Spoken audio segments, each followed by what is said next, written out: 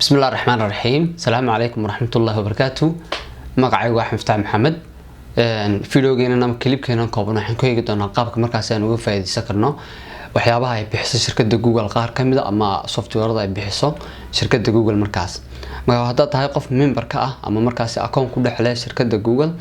ama bas Google laftigeeda baan inaan dad account ku dhaxleedahay waxaad heli kartaa markaasi waxa loo yaqaano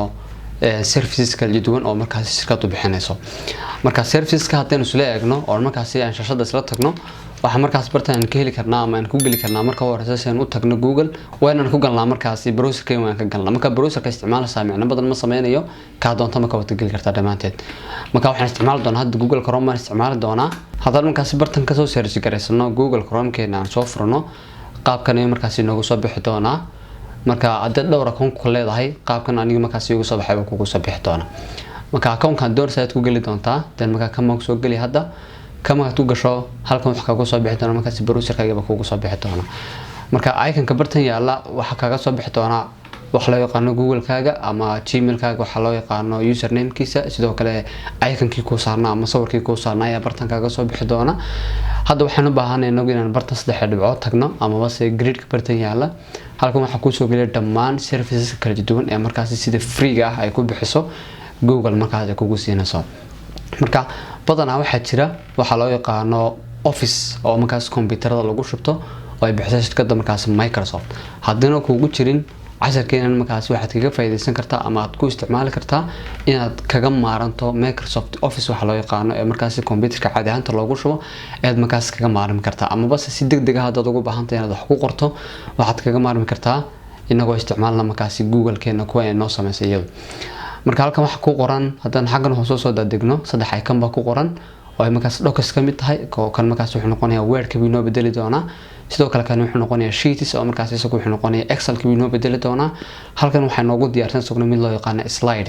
slides kan wuxuu noqonayaa markaas Microsoft PowerPoint ay markaas la mid yahay oo markaas isagu inoo bedelaya marka saddexdaba hadaan isla eegno oo markaas control keyboard ka inta qabta hal mar mid kastaba kali giraahdo oo new tab cusub mid kastaba ku soo furto qaabkan ay markaas mid kastaba ay ugu soo baxaya marka bartan wuxuu leeyahay ku soo dhawow hadda dadka isticmaalaya markaas mobile labadaba kugu shaqeynaya Android iyo wax loo yaqaano iOS ka labadaba ku shaqeynaya tan waa iska xirdoon hadda computer baan isticmaal doonaa anagu marka kan waa docska ama wuxuu la mid yahay hadda si kala dhigno waa Microsoft Word ka ay markaas la dhigmay oo markaas waa isaga online way sidoo kale bartan waxa noogu diyaarsan Google Sheets oo markaas isna noqonaya markaas Excel ka oo markaas ku qabanaya shaqada Excel ku qabanaya sidoo kale markaas wax ku xisaabinaya marka halkan mid kasta wuxuu ku saar doonaa dashboard-ka ku leeyahay xaggan markaas online hadan Google Slide-ka sagna soo furno markaas qaabkan inoogu soo bixtaan oo dhamaantood dashboard-kan hore waxaad moodaa inay ka wada sameeyeen mid kasta markaas wuxuu leeyahay sida markaas aan ku aragnay ama aad ku taqaano Word-ka Excel-ka ama bas PowerPoint-ga waxa uu leeyahay waxa loo yaqaano templates diyaarsan bay leeyihiin dhamaantood sidoo kale waxa leeyahay waraaq cusub ama blank document bay dhamaantood leeyihiin marka dhamaantii intaba wada leeyahay halkan hadda si fiican u eegto markaasi hadaan imika kale aan tusaalahaan kale kan furno blank document ka ah qaabka uu soo baxay marka hadaan isla eegno qaabkan ay markaas ugu soo bixi doona oo markaas waxaad u isticmaali kartaa qaabka aad u isticmaalisay Microsoft Word ama hadda tahay qof wax ka yaqaan Microsoft Word ama Office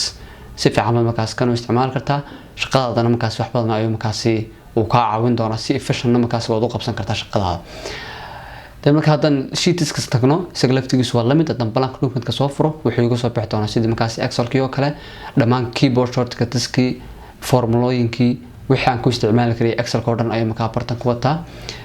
oo markaas isna shaqadii Excel ka oo kale ayuu markaas ku qabanaya oo ka caawin doona sidoo kale marka bartan hadaan furno Google Slide-ka ama PowerPoint kan oo lamid ka ah oo kale isna sidii PowerPoint oo kale ay markaas ugu soo furmi doona